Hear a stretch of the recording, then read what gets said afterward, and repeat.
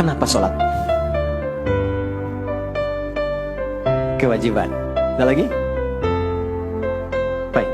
Kalau kita memaknai sholat sekedar kewajiban, nanti sifat sholatnya untuk menggugurkan wajibnya saja.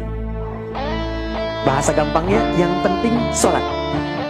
Mau sholatnya khusyuk, mau tidak, yang penting sholat. Tapi ketika Allah memilihkan kata ini pun, itu bukan hampa makna. Ada makna yang sangat dalam sekali.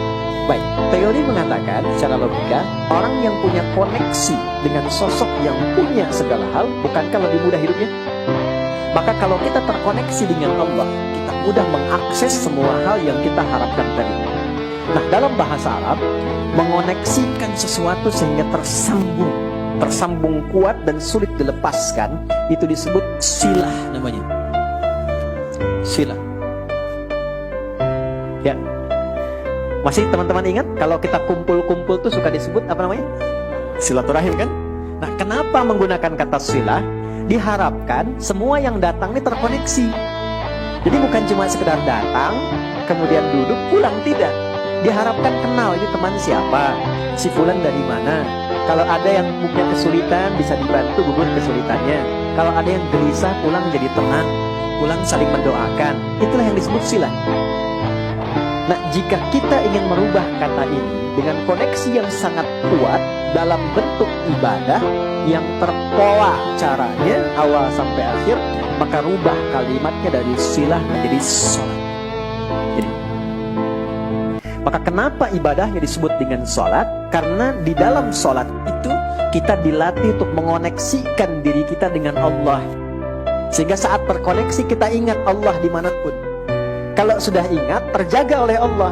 Orang yang kalau minum ingat Allah, tidak mungkin minum minuman yang tidak disukai Allah. Ada orang mabuk baca bismillah? Gak ada. Orang kalau ingat Allah gak akan menipu. Orang kalau ingat Allah gak mungkin keluar masjid tertukar sendal. Itu gak mungkin tuh. Ya kan? Orang kalau ingat Allah gak akan menyakiti, karena ingat. Nah, ini yang dimaksudkan Quran surah ke-20 ayat ke-14. Ini konsep dasarnya ini. Ya, innani anallahu la ilaha illa ana fa'budni. Akulah Allah yang menguasai segalanya, satu-satunya Tuhan yang punya semua akses dalam kehidupan. Maka kalau Anda ingin mendapatkan semua kemudahan, fa'budni, terhubunglah denganku, mendekat kepadaku. Gimana caranya ya Allah? Wa aqimis shalah, tunaikan salat untuk mengoneksikan dirimu li dzikri, supaya engkau tersambung denganku. Ini kan Allah.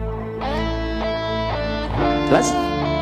Nah, karena itulah dalam salat ketika kita tersambung, kita mengungkapkan semua harapan-harapan kita, termasuk mencurahkan kesulitan-kesulitan kita, sehingga kita meminta solusi. Bukankah dalam salat kita mengatakan iyyaka na'budu wa iyyaka nasta'in? Perhatikan baik-baik. Ini janji yang disampaikan oleh Allah melalui lisan Nabi.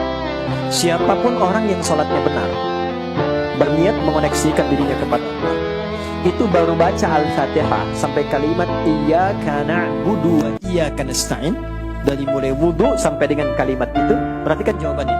Hadza baini wa baina 'abdi wa li 'abdi ma sa'al. Ini perjanjian antara aku dengan hambaku. Kalau koneksinya hambaku itu benar kepadaku, tulus dia, maka aku akan kabulkan apapun yang dia minta saat ini.